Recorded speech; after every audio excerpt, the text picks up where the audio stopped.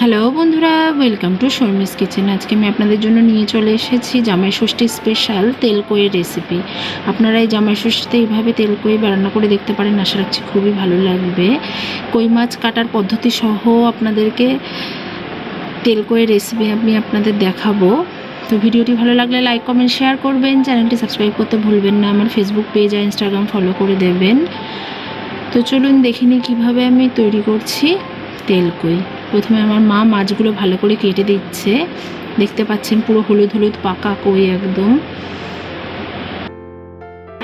কই মাছ কাটা খুবই টাফ, কারণ ওর কাটাগুলো খুবই শক্ত থাকে, তো ওই জন্য মা কেটে দিচ্ছে ভালো করে মাছগুলো।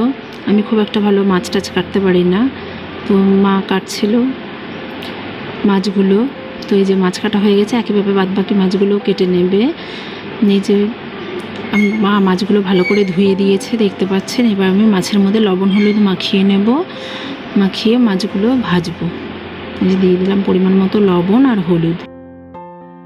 মাছগুলো ভালো করে মাখানো হয়ে গেছে, আমি কড়াইতে সর্ষের তেল দিয়ে দিয়েছি পরিমাণ মতো। মাছগুলো লাল লাল করে ভেজে নেব।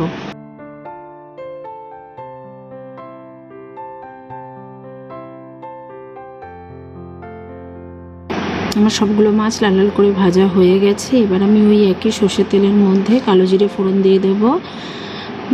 এরপরে দিয়ে দেবো আমি কুচি করে রাখা টমেটো, দিয়ে একটু নরম হয়ে আসা পর্যন্ত ভেজে নেব।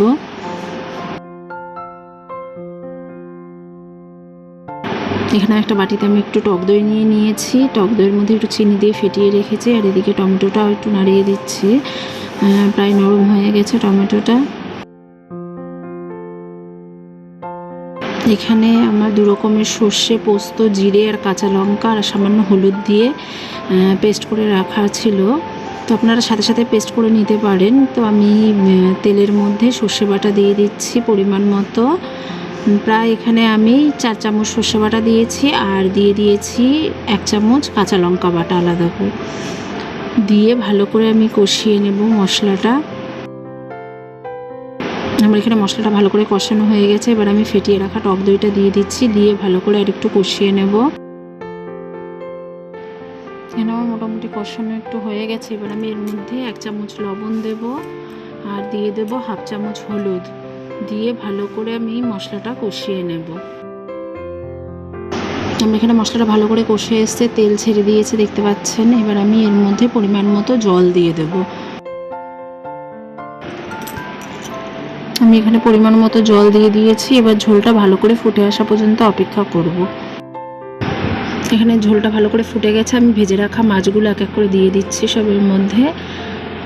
সব মাছগুলো দেওয়া হয়ে গেছে, আর একটু ভালো করে ফুটে আসা পর্যন্ত অপেক্ষা করব। আমার মাছের ঝোলটা ভালো করে ফুটে গেছে। আমি এখানে লবণ ঝাল সব টেস্ট করে দেখেছি, সব কিছু পারফেক্ট আছে। এবার আমি উপর থেকে চিড়ে রাখা কাঁচা লঙ্কা দিয়ে দিচ্ছি, আর দিয়ে দিচ্ছি ধনেপাতা কুচি, দিয়ে ভালো করে মিশিয়ে নেব।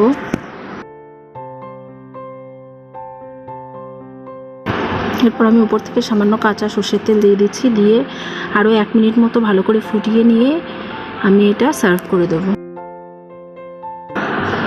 আমার এখানে জামাই ষষ্ঠী স্পেশাল কই মাছের ঝাল বা তেলকই রেডি হয়ে গেছে।